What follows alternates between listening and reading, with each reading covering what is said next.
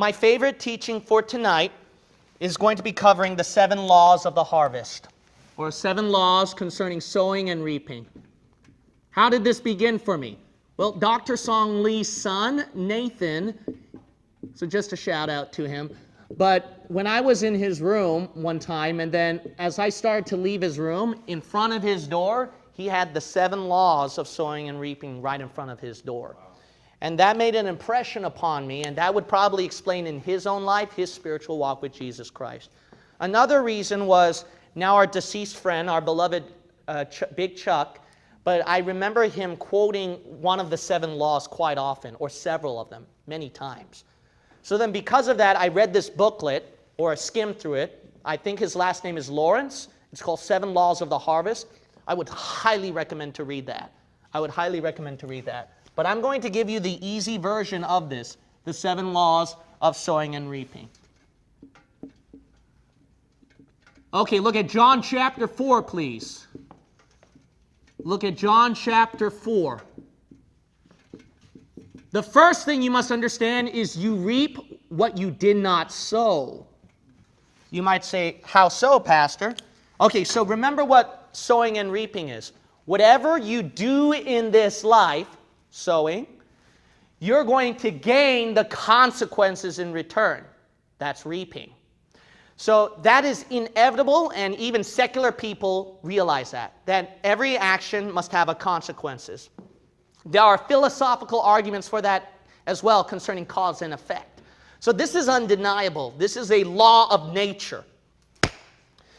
So notice right here, when you do things, notice right here that you're going to gain things in this life that you did not even do. Really, Pastor? Yeah. You know what the simple answer to that is? The simple answer to that is look at John chapter 4. And notice what Jesus said to his disciples right here. You'll notice in verse 35, say not ye, there are yet 4 months, and then cometh harvest? Behold, I say unto you, lift up your eyes and look on the fields, for they are white already to harvest. So look at all this you're going to gain. And he that reapeth receiveth wages, and gathereth fruit unto life eternal. That, look at this, that both he that soweth and he that reapeth may rejoice together.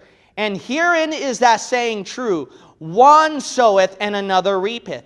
I sent you to reap that whereon ye bestowed no labor. Other men labored, and ye are entered into their labors. A great example is the Bible believers who laid out before us to give us Bible-believing truth and doctrine. Amen. And we're reaping what we did not sow. Yeah, these people, martyrs have bled and died to preserve the Word of God.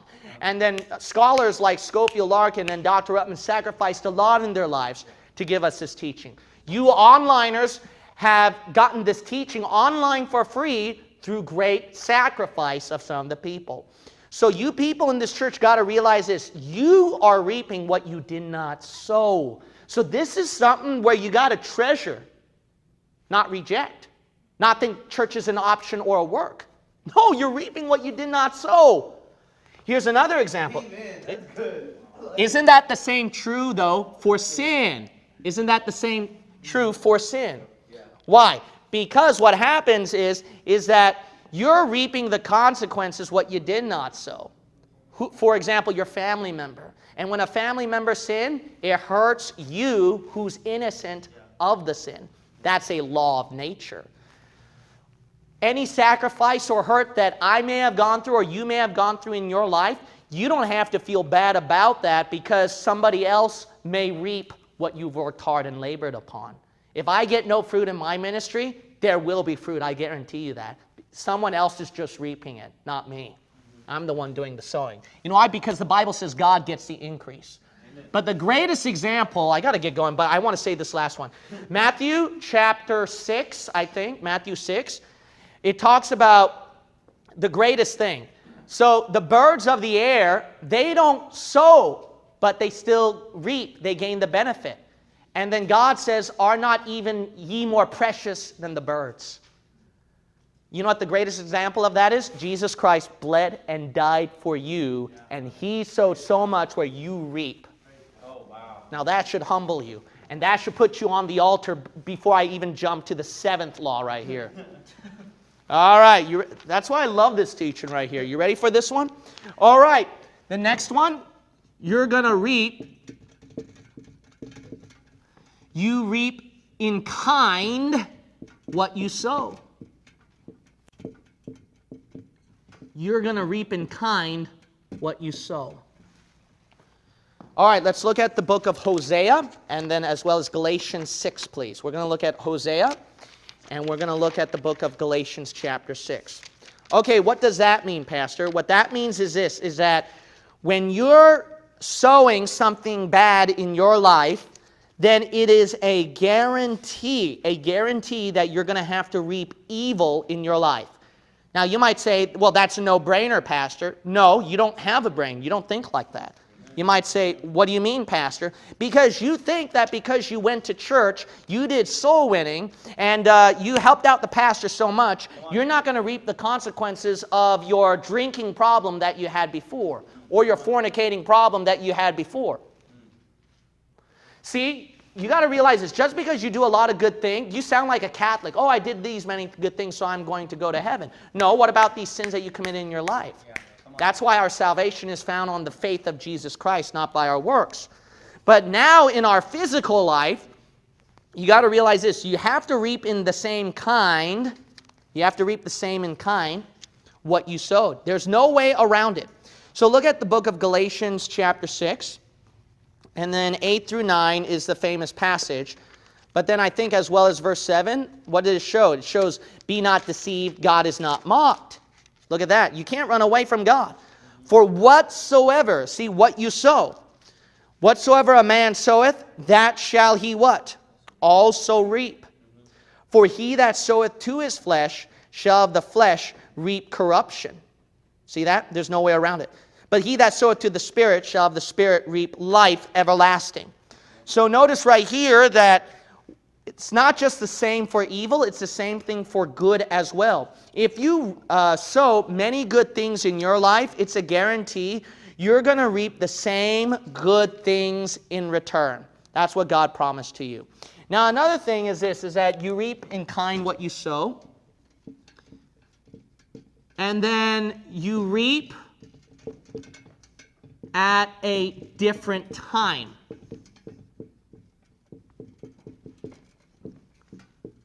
From what you sow. God, why won't you answer my prayer now? Because it's not his timetable yet. That's why. It's not his timetable yet. So you got to understand that you're going to reap at what? At a different time from what you sow. So you're sowing in prayer, but you're not reaping it. It's because God has a different timetable for that.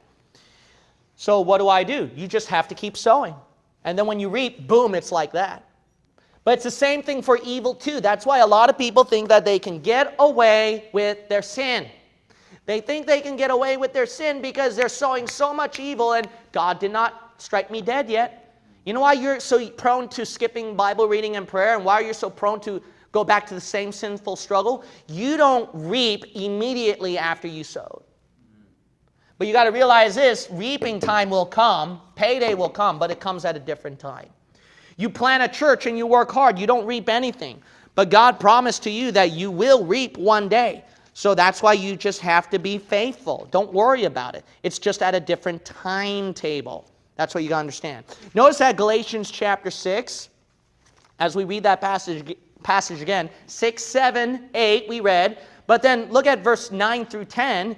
It points out, let us not be weary in well-doing, for in what? Due season we shall reap, if we faint not. So notice right here that it's at a different timetable that you reap. Another thing you must understand is you reap in full harvest when faithful.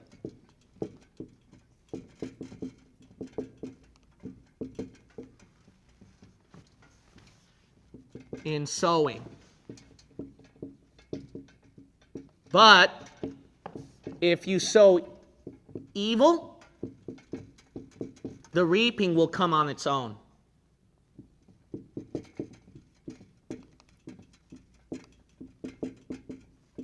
You might say, really? Yep. Because look at Galatians chapter 6, verses 7 through 9 again.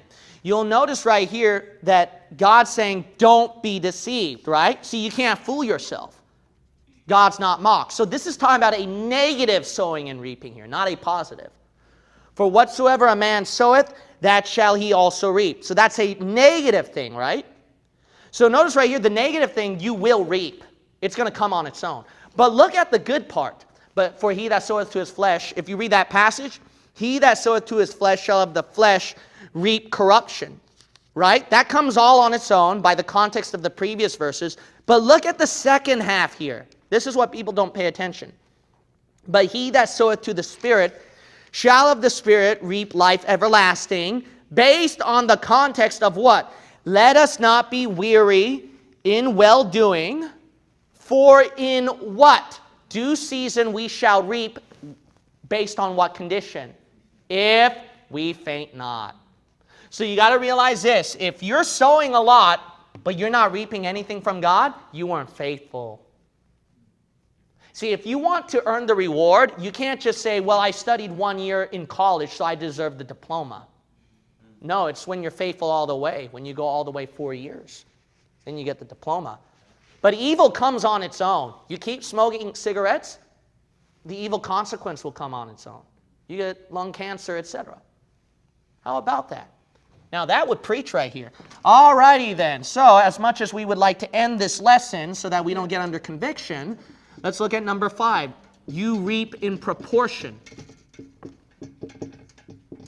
what you sow. Look at the book of 2 Corinthians, please. Look at the book of 2 Corinthians chapter 9.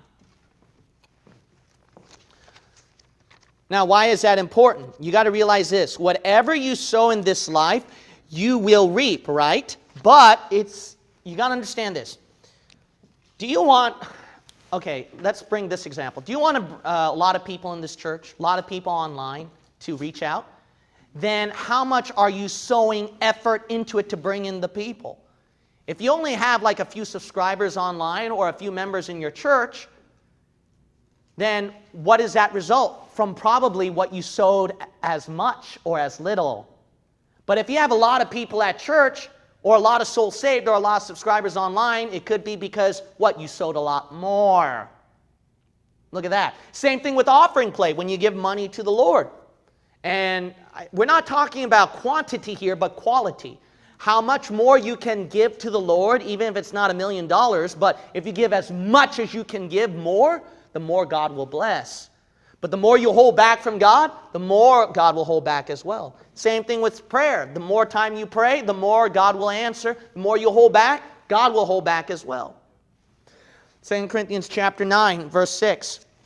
But this I say, he which soweth sparingly shall reap also what? Sparingly. And he which soweth bountifully shall reap also what? Bountifully. Look at that. See, if you're going to spare, then God's going to spare his blessing on you too. That should bring you under conviction right there. All right, we're going to do number 6 and number 7. The devil don't want to hear this one. You reap more than you sow.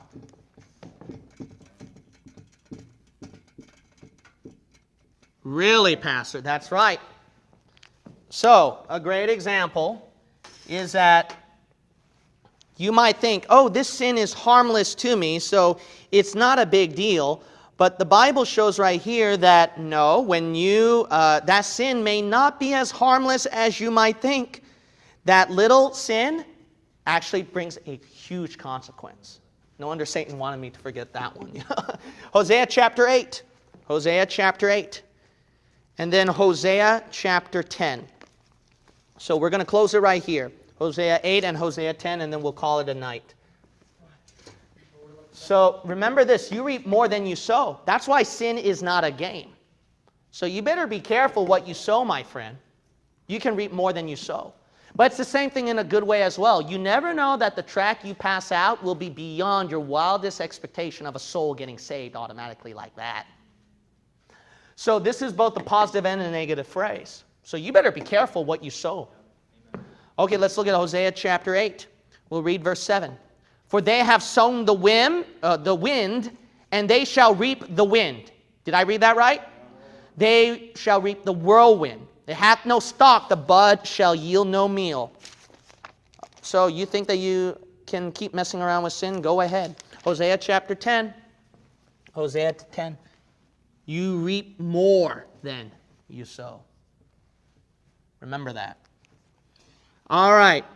Here's something you can do. You can reap now, not before. What do I mean by that? Before, you may have messed up. You didn't know about this teaching. Perhaps this is your first time. And you're like, I messed up. So I'm sowing and reaping. I didn't get this right. Well, you can't whine about before. Why don't you start reaping now? Amen. Last year's harvest may have been bad, but we can do something about this year's harvest. Last year at summer camp, you may have not dedicated your life as much. There's something you can do this year. And that's why it's important to keep that passion and fire going.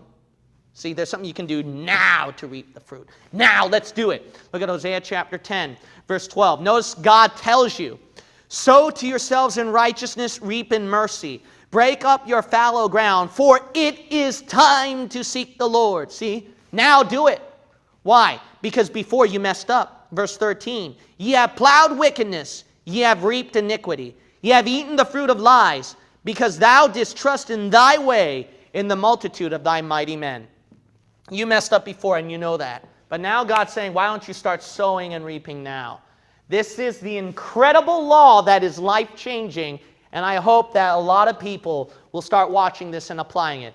The 7 laws of the harvest. The 7 laws of sowing and reaping. My favorite teaching for tonight.